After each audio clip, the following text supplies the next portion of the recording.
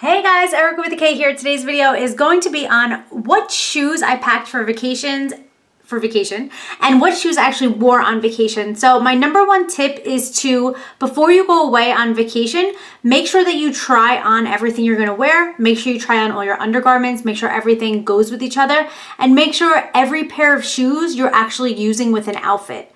My next tip would be to try to condense your shoes and try to bring shoes that are very versatile or very versatile. They go with a lot of outfits that you're bringing. It doesn't matter if they go with a lot of outfits in your closet if you're not bringing them. You want to make sure that they go with a lot of outfits that you're actually bringing on vacation with you so you can get the most use out of your shoes. When you pack your stuff, I always like to pack the shoes on the bottom of the bag. You always want to wear the bulkiest stuff because you don't want to pack that in your bag.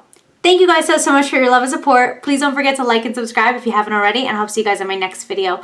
Until next time, work hard, dream big, eat cake. Bye guys.